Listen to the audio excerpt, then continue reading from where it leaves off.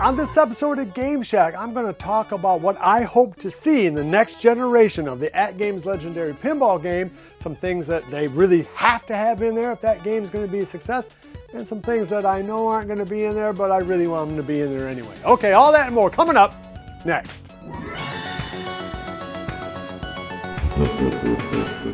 Hey everybody, welcome on back into the Game Shack. I am your host JDV for Evil Genius Entertainment. You guys are this channel sponsor, so please subscribe and hit the notification bell if you haven't already, and give us a thumbs up on the way out the door. It really does supposedly help if you do. All right, so anybody who's watched this channel for any length of time knows that I'm a huge fan of AtGames. I think they make some really good products and that they probably have the best customer service. And now that iArcade is kind of gone, not kind of gone, they're totally gone, this is really the last kind of company standing that offers a true multi-cade experience. And while the arcade one-up pinball games are fun, they are also way too small, only come with 10 games. I know you can get the 30 game hack, leaving only really the Gen 2 of the ALP, which hopefully will be coming out sometime in November. So maybe as some of you guys know, I've built several of my own virtual pinball machines. I love pinball. It's one of the great things that you can have in your home arcade is a couple of really sweet either virtual pinball games or real pinball games. Check out my video here if you want to learn how to make your own 4K pinball game for just around $1,000. Now, one of the things that has to be said right off the bat is we do not know the pricing for the ALP 2, so we really don't know where that price point sits. So if they're going to come in at under $1,000, we really should not expect to see that many more upgrades on it. Maybe a slight design change, and of course a 4K screen, maybe a different kind of back glass. However, if they go another route and essentially say, okay, so this is kind of our base model trim, and the 4K unit is kind of the deluxe package, is going to offer you a whole lot more, an utterly different experience, then we should expect to see that game come in a lot closer to $2,000, maybe even more. Now, $2,000, of course, is a huge amount of money, but if you're thinking with the mindset kind of the way I did that, I would rather spend $2,000 and be done and never have to mess with it again, then it doesn't look like such a bad investment. If you can have one machine that can do it all, or 90% of it all, then $2,000 seems like kind of a bargain. So all these things that I'm going to be suggesting, I think would be possible in a $2,000 or $199.99 type model, but probably aren't possible in a, say, $1,200 or $899. So similar kind of pricing that you'll see on the ALP 1. So with all that in mind, here are some suggestions and hopes and dreams that I have for the second generation of AtGames' ALP. The first thing that they need to address, and this really is a no-brainer even for the first gen of ALP, which really hasn't come about yet, and that is an upgraded user interface. Anybody who has this machine knows it's terrible. It really is probably the worst UI of any home arcade machine in any kind of configuration that there is. Not only is it confusing, non-intuitive, but it's not even consistent from game to game. So in one game, if you hit, say, the play button or rewind button, it'll do one thing. In another game, it will do another. Trying to save a game or get out of the game is ridiculously hard, and it's just the UI is poop. It is just not very good at all. It's hard to have to use such hard language. So what I really hope is that they've addressed that right off the bat and understand that they have to have a UI that is much closer to something like what Arcade 1-Ups put out, or Baller Installer, or Pinball Emporium, or a host of other pinball type games that have a much better user interface. I hope they've started that off as the very first thing that they have to do. Okay, so we know that the screen is, well, we think the screen is going to be a 4K screen, and that of course is a good thing provisionally.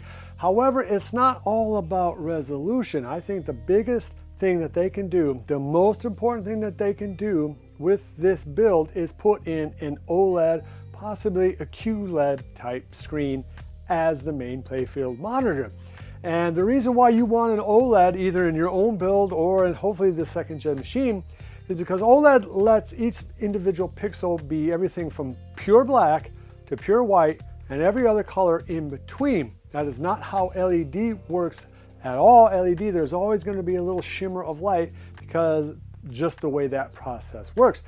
Having installed an OLED machine in my latest pinball build has been a massive improvement over what I have had before, and it is the biggest, most important thing that they can do. Are they going to do it? I don't know. Now, OLED prices have come down, way down from what they were just a couple of years ago, but it is still much more expensive to produce OLED than it is a normal LED or even QLED type monitor. So this might be wishful thinking at a $2,000 price point. But I really do hope that they give us not just a 4K screen, but an OLED screen. The other thing that I hope that they do with the monitors is allow us the ability to change the settings in terms of gamma, brightness, darkness, move the screen, change the aspect ratio, whatever. Give us a lot more control than we have right now, which is none. We don't have any control over the screen at all right now. So I really hope that they allow us to adjust the settings in whatever type of monitor they give us, which will hopefully, fingers crossed, be OLED, because that is really the game-changing difference in virtual pinball, is that technology. And if it's not here, particularly if this unit is going for $1,500 or more, I think that that is a big disappointment. In hand with having an upgraded 4K screen, OLED or not, is the fact that a lot of these games are going to probably look pretty jank on a 4K screen, particularly if it's not OLED, if they don't up-res these games. And they're going to have to do more than just simply say, okay, it's a 1080 game and now it's 4K. That's probably not going to be good enough. I think that they really are going to have to go through each game that they put out, and they're going to have to completely redo it. Rescan the play fields, the whole bit. Give us true 4K games that have 4K scans and all of that. Part and parcel of having that is upgrading the physics. The physics that you'll find on these games is okay. I think they're better than, frankly, than what Zen has done in their FX3 physics. Like the Gottlieb games on here have much more realistic physics, in my opinion, than do Zen games, at least from that FX3. Obviously, the way the game looks, the physics, and the sounds are the three biggest things that go towards helping fool a person think that they are playing a real pinball game.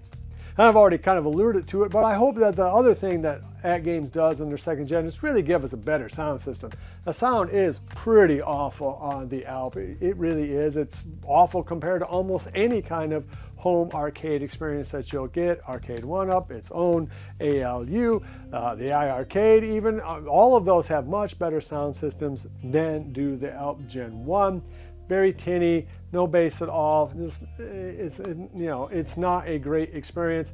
For about $50, you can upgrade the sound on your ALP. Check out my video on that there.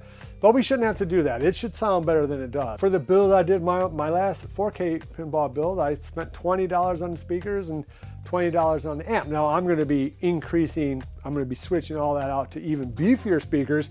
But it just goes to show you that you can have much better sound than this thing is delivering at not that much of a price. So I really do hope that they increase the quality of the sound on the ALP Gen 2, because that is going to be a real strike against that machine if it sounds the way that this machine sounds. The back box is way too small. Buy Stuff Arcade has a great back box that you can buy.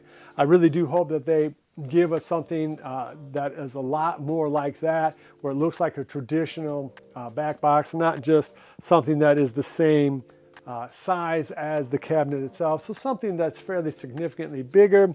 I do hope that they give us a bigger monitor back there.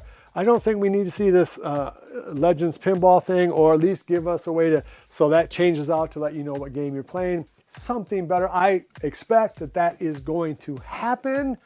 Don't know for sure. Again, a lot depends on where the price point is on that machine. If it's coming out at $900, don't expect it to be that much different than it is now. If it's $1,500 to $2,000, then I think you should expect a much bigger and better looking back glass. And the last thing that I really hope that they do is give us internal solenoids on this machine. Just like I hope when they increase the sound on there, they give us a nice subwoofer, because a subwoofer really does help beef up the game.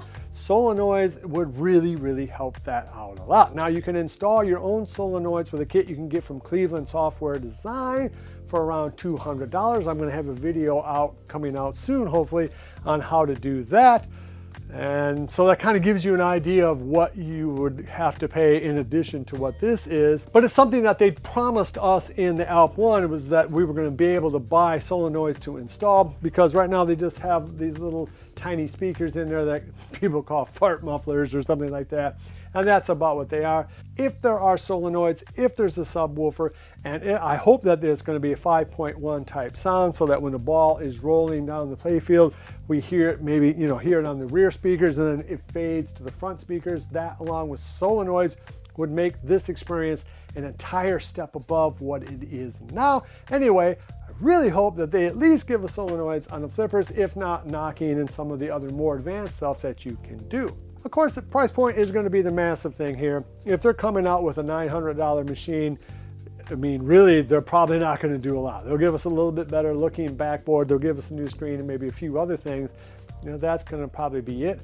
On the other hand, if this machine is $14.99 or $19.99, then we should expect a better screen. We should expect those solenoids, and we should expect a much better sound system and back box. Well, let me know what you guys think down below. What are you interested in seeing in this Gen 2 machine? Do you think it will be OLED? Do you think they'll give us an option for a bigger screen than 32 inches? That would be amazing if they could let us swap out to a 43-inch screen somehow. Very, very unlikely, but hey, something you can hope for. I don't know, anything I miss is something that is just a killer thing, like maybe having some interactive LEDs would be slick. The more that they can have whatever they're doing interact with the machine so we don't have to do it ourselves, I think would be a big thing. And I personally would be willing to spend $2,000 on a machine that did have interactive LEDs, that did have better sound, that did have an OLED screen, did have solenoids, and did give us a better back box. Let me know what you guys think down below. It really does matter to me, and hopefully it will matter to AtGames. All right, if you like this content, give me a thumbs up on the way out the door. Love each other, and until next time, I'll see you guys in the Game Shack. Mwah! Be sure to visit EvilGeniusEntertainment.com for exclusive content, swag, casting call news, and much, much more.